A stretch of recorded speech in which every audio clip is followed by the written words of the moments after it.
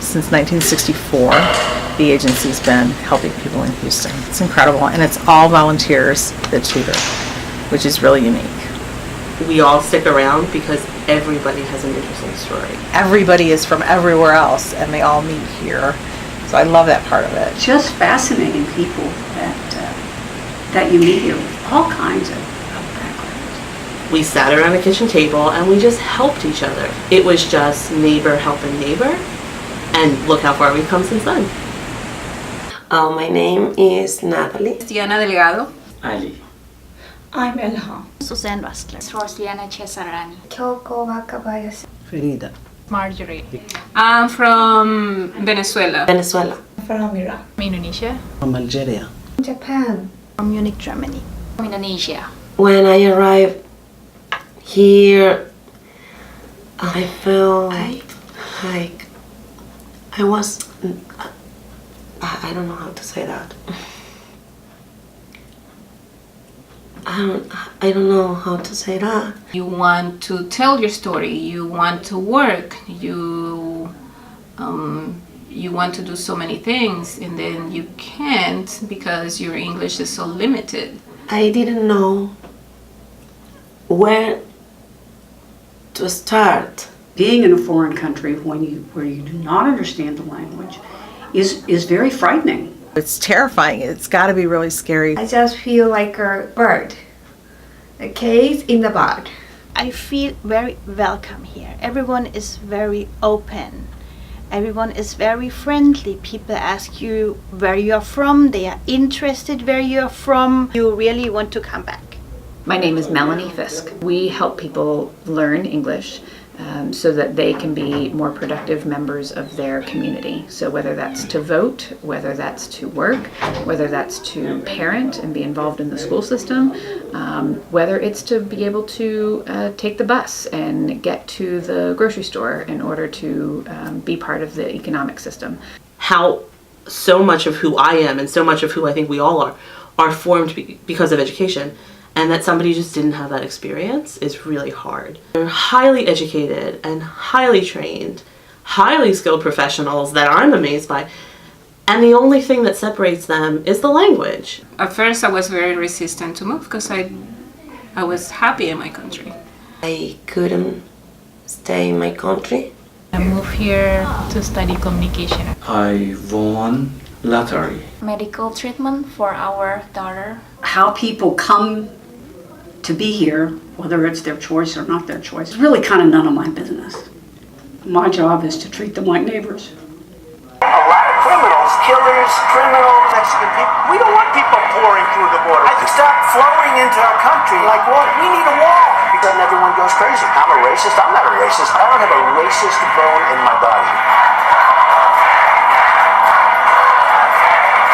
Once November 2016 happened, people were looking for grassroots places where they could make a difference, and especially with the immigration ban.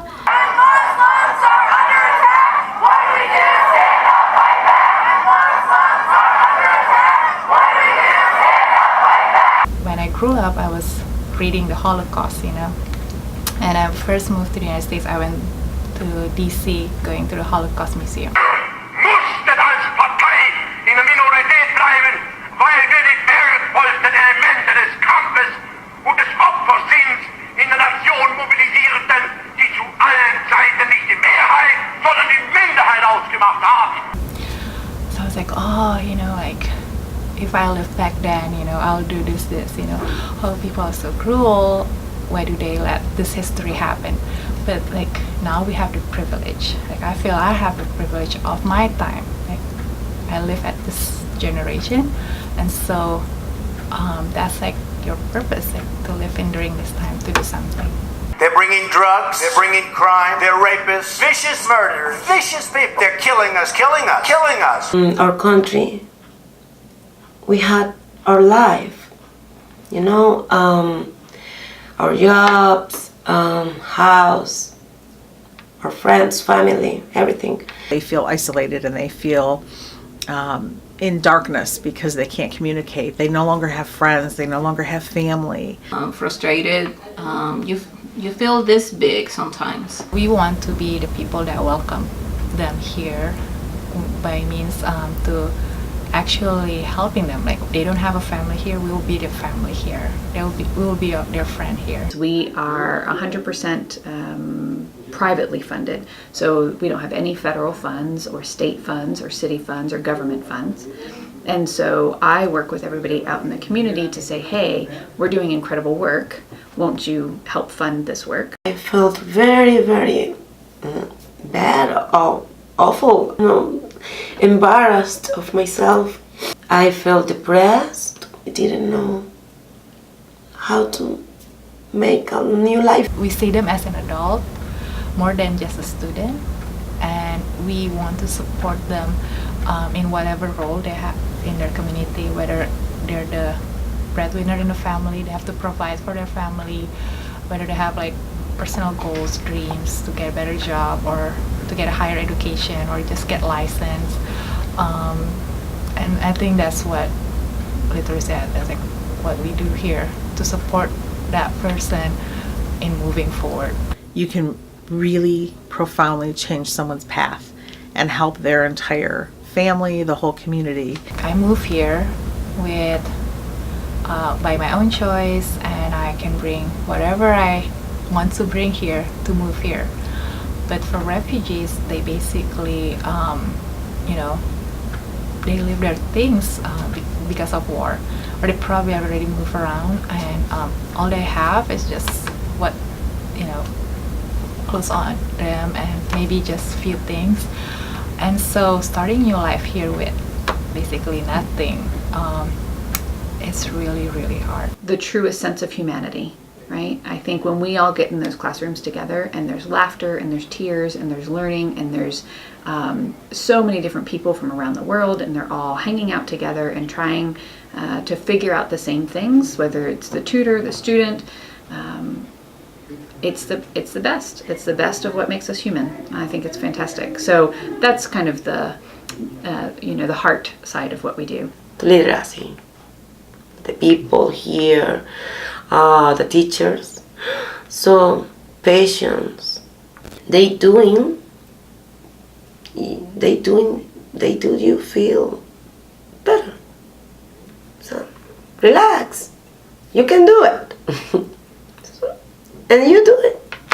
You're here to live side by side with other human beings, and you're part of like a community, of a world community.